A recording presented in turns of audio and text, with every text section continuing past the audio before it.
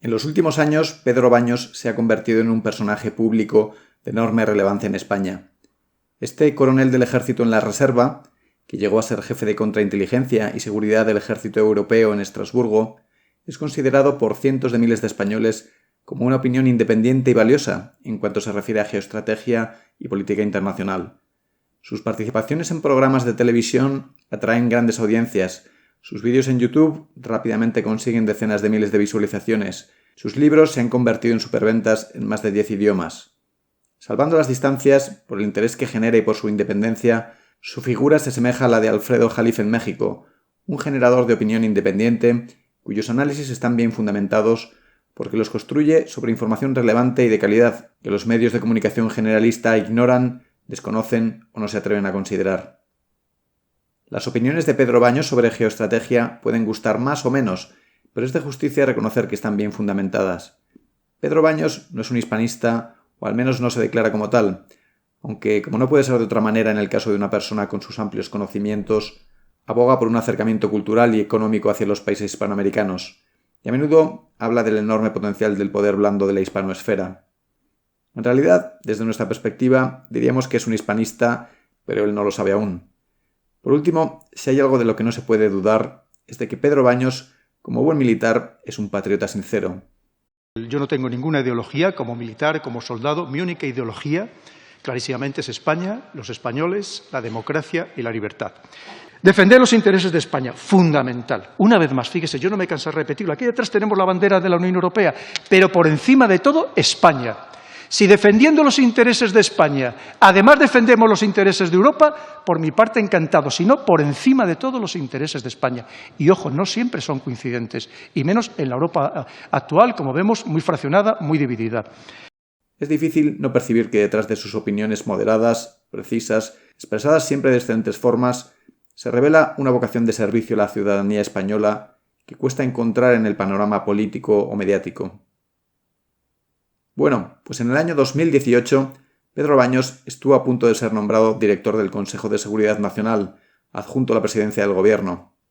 El CSN recoge competencias del Centro Nacional de Inteligencia, es decir, de los servicios secretos españoles, y coordina varios ministerios que tienen competencias en asuntos básicos para la seguridad nacional. Su papel es clave en los casos de extrema gravedad que afectan a la vida cotidiana de la nación. Es, por tanto, un cargo de enorme relevancia que supone, a grandes rasgos, ser la mano derecha del presidente del Gobierno en cuestiones de seguridad. A Pedro Baños se le había ofrecido este cargo tan relevante, pero finalmente no fue nombrado como tal. ¿Por qué? Porque el nombramiento de Pedro Baños era contrario a los intereses de la anglosfera. Queremos en este vídeo explicar y analizar en detalle lo que sucedió. ¿Qué pasó exactamente en lo que luego se ha llamado el asesinato civil de Pedro Baños? Una intensa y fulgurante campaña de difamación y de presión política. Este suceso es, por su significación, un caso de estudio que nos permite entender cómo opera el dominio anglosajón. El caso del coronel Baños nos permite conocer y difundir la verdad sobre la forma de operar de la anglosfera y debe hacernos conscientes de las verdaderas razones por las que hoy día la hispanidad sigue siendo esa comunidad dividida, esa comunidad debilitada, fragmentada, subordinada. El caso del asesinato civil de Pedro Baños no es una excepción, es solamente uno de tantos, de tantísimos.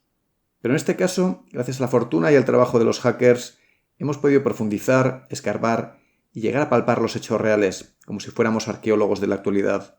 Como decimos, es solo un caso más del indignante modus operandi de la anglosfera, no solo hacia España o hacia la hispanidad, sino hacia el resto del mundo en general.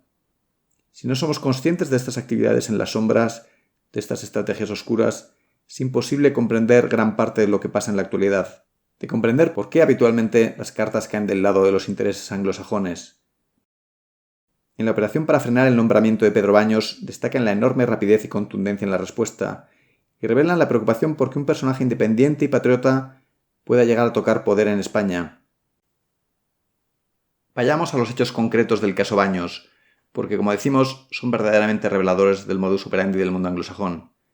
Sin conocerlos, sin ponderarlos en su justa medida, es imposible comprender el porqué de nuestra situación de postración actual. El día 6 de junio de 2018, pocas semanas tras la victoria de Pedro Sánchez al frente del Partido Socialista Obrero Español en las elecciones generales, Iván Redondo, el director del gabinete de la presidencia del gobierno, su mano derecha, contacta con Pedro Baños para ofrecerle el puesto de director del Consejo Nacional de Seguridad. El día 7 de junio, Pedro Baños acude al Palacio de la Moncloa para tratar sobre las condiciones de su posible nombramiento en este puesto, que es de la máxima relevancia en el ámbito militar y de la seguridad nacional. Pedro Baños no es un irredento atlantista, no es un fanático de la OTAN. Como persona bien informada que es, en ocasiones ha manifestado opiniones en los medios de comunicación que cuestionaban de forma razonada algunas actuaciones ignominiosas del imperialismo americano, como por ejemplo la segunda invasión de Irak, la invasión de Afganistán, la destructiva guerra de Libia y el constante señalamiento de Rusia como el eterno enemigo de Occidente. Estas opiniones independientes, que no son plenamente sumisas a cualquier actuación de la OTAN y de sus verdaderos dueños, Estados Unidos y el Reino Unido, es mucho más de lo que la anglosfera podía tolerar. Recordemos que en palabras de su creador británico, Lord Ismay, la OTAN es una organización cuyo objetivo es mantener a Alemania abajo, a Estados Unidos dentro y a Rusia fuera. Esa es la perspectiva geoestratégica anglosajona. Así que dado que Pedro Baños no traga pie juntillas con esa doctrina, es necesario detener su nombramiento. Por tanto, de inmediato se orquesta una campaña combinada de desinformación y de presión al gobierno de España para evitar su designación. El mismo 7 de junio, cuando se filtra la noticia sobre su nombramiento a la prensa, comienza una campaña de desprestigio y difamación en redes sociales, reforzada por noticias difamatorias y alarmantes en los grandes medios de comunicación, que presentaban al coronel Baños como un radical prorruso, utilizando para ello argumentos falaces. En paralelo, se desplegó una potentísima campaña de presión política al gobierno de España, en la que líderes políticos con capacidad de influencia sobre Pedro Sánchez mantuvieron todo tipo de encuentros con los miembros del gobierno para conseguir torcer la voluntad inicial y cancelar el nombramiento. La jauría política y mediática tuvo éxito y en pocos días se anunció el nombramiento de otro candidato, el general Ballesteros, para el puesto de director del CSN. Un observador avezado que siguiera de cerca toda la operación y conociera en profundidad el panorama mediático y periodístico en España durante esos días de junio, podía darse cuenta de que algo estaba sucediendo, de que nada era espontáneo, de que todo obedecía a una operación cuidadosamente orquestada. Pero, aunque partiendo de datos superficiales se puede llegar a intuir por dónde van los tiros, es difícil ir más allá.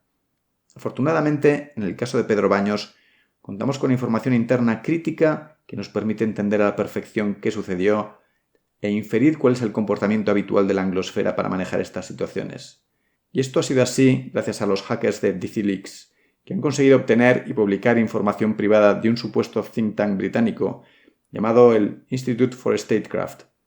Este instituto, este supuesto grupo de pensamiento, como tantísimos otros, no es nada más que una organización pantalla de los servicios secretos británicos, del MI6. Cuenta con un generoso presupuesto de más de 2,5 millones de euros anuales, financiados principalmente por el Foreign Office británico, pero también por la OTAN, que le aporta 250.000 euros, y por los propios Estados Unidos, que aportan otros 300.000. Como es bien sabido por cualquier persona medianamente bien informada, este tipo de think tanks y ONGs son el pan de cada día, son los peones habituales de las operaciones de inteligencia anglosajonas. El ministro británico Alan Duncan confirmó en sede parlamentaria que el Institute for Statecraft es una de tantas organizaciones que forman parte de la iniciativa llamada Integrity Initiative, que cuenta con 100 millones de euros para financiar instituciones y ONG similares que, en palabras literales de la propaganda oficial británica, buscan reforzar la seguridad británica. Traducido para incautos, el Reino Unido, el MI6, destina 100 millones de euros para financiar operaciones de inteligencia a través de este tipo de entidades supuestamente neutrales, blancas, para imponer, de la forma más oscura, los intereses británicos en otros países, tanto sean supuestos aliados como España o enemigos declarados. Gracias a los hackers de DigiLeaks, contamos con el documento que resume lo sucedido, narrado por los propios participantes, por los propios ejecutores de la operación, con nombre y apellidos. Es como si contáramos con el acta de la operación.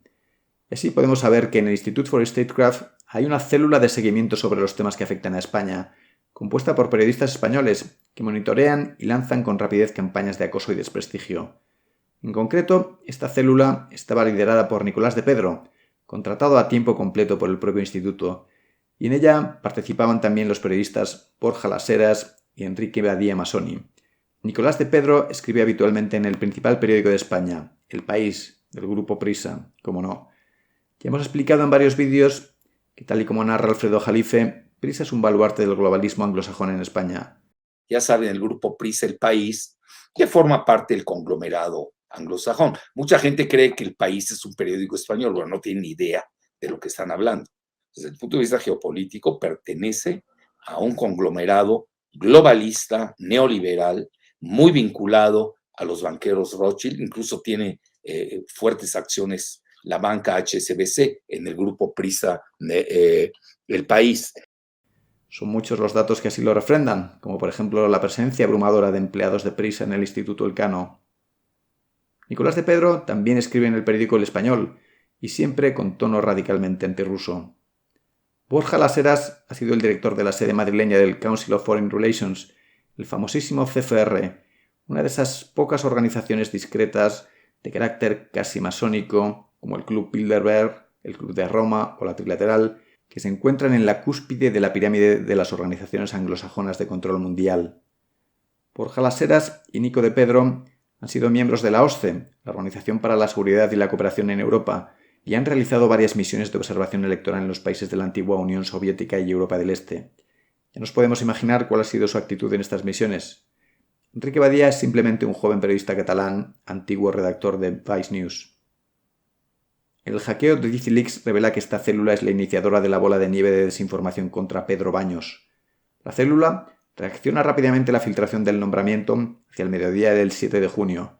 A las 2 de la tarde ya ha alertado a los miembros de la célula y otras células del instituto, que movilizarán a personalidades del ámbito político. A esa hora se prepara un dossier para enviar a la prensa, a la vez que comienzan la campaña de desprestigio en Twitter. A las 3:45 se unen a la campaña en Twitter otras células del instituto y se entregan materiales al país y al mundo que se verán reflejados en las noticias del día siguiente. Se avisa a las embajadas del Reino Unido y Francia. En esta bola de nieve acaban participando otros periodistas muy relevantes, no directamente a sueldo del Institute for Statecraft, pero sin duda vinculados a él, como David Alandete e Ignacio Torreblanca. David Alandete es un antiguo director adjunto del País. Ignacio Torreblanca también había sido director de la oficina madrileña del Council of Foreign Relations, cargo que dejó para ser jefe de opinión del País. Todos ellos participan de esta campaña de difamación en redes sociales que consigue miles de retweets sobre acusaciones difamatorias sin la menor prueba.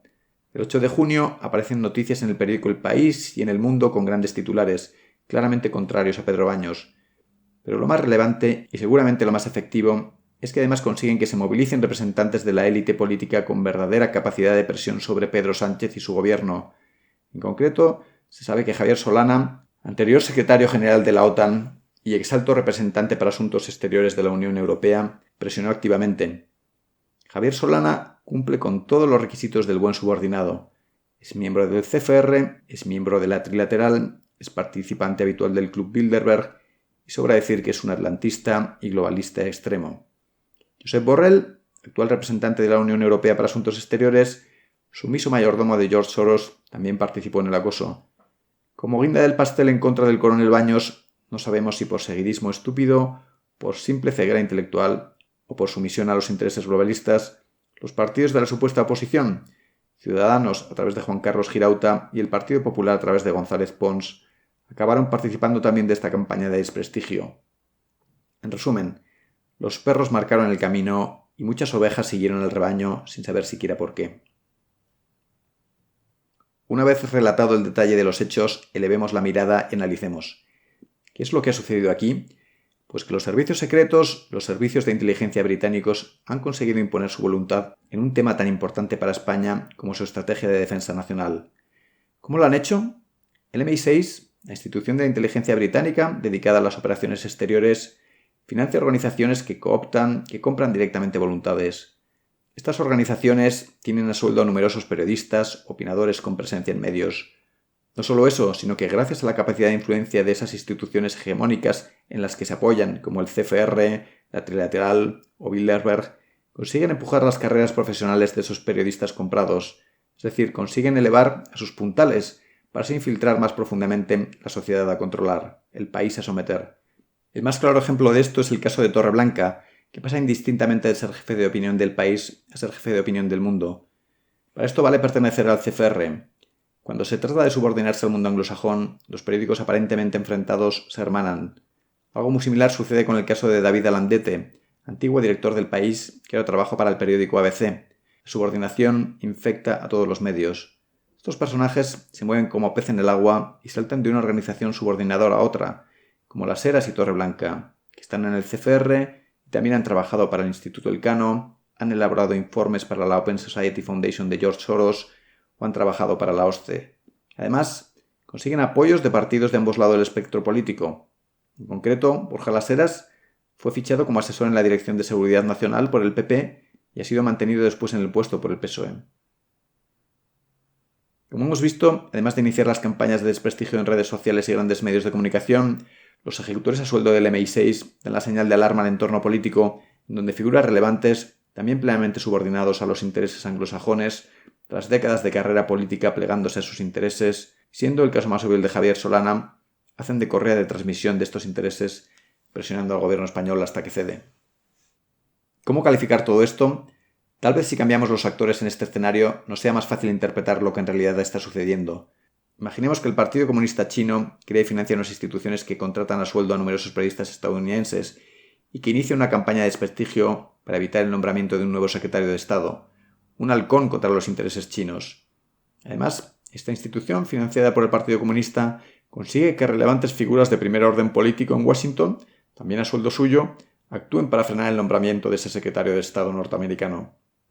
Seguramente, ante un caso semejante, pocos dudarían en calificar como traidores a su país a esos periodistas a sueldo del Partido Comunista Chino. ¿Cómo deberíamos calificar nosotros a estos periodistas a sueldo del MI6? No nos engañemos, el resultado de todo esto es que un excelente profesional, un patriota que habría puesto los intereses de la ciudadanía española por encima de todo, no llega a tocar poder, no llega a poder trabajar en beneficio de España.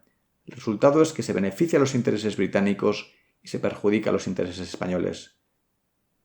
A la luz de este ejemplo, quizás sea más fácil entender por qué suceden cosas aparentemente incomprensibles de forma constante y continuada. Sin conocer esto, es imposible entender cómo perdemos oportunidad tras oportunidad de forzar a los británicos a iniciar una negociación para la devolución del Peñón de Gibraltar. Hace pocos días saltó otra noticia incomprensible. Una vez más, los españoles actuamos como serviles empleados, como mayordomos de los gibraltareños y les ayudamos a resolver el problema que tenían con las 6.000 toneladas de basura acumuladas en el Peñón. 6.000 toneladas de basura que llenaban los túneles excavados en la roca. De forma incomprensible, en lugar de obligarles a que trasladen esas basuras por barco al Reino Unido, España se ha bajado los pantalones y ha decidido solucionarle su problema, llevando las 6.000 toneladas de basura al campo de Gibraltar. Ya sabemos cómo nuestros aliados británicos nos pagarán el favor. Cualquier día de estos, una de sus patrulleras embestirá algún barco pesquero español o alguna patrullera de la Guardia Civil. Indignante. Llevan 200 años operando así. Mientras no seamos conscientes del enorme poder real de estas fuerzas ocultas que actúan a diario en España y en todos los países hispanos, mientras no empecemos a tratar de contrarrestar estas acciones en la sombra, cualquier ambición de reordenación, de acercamiento, de fortalecimiento de la hispanosfera será fácilmente desarticulada y estará condenada al fracaso.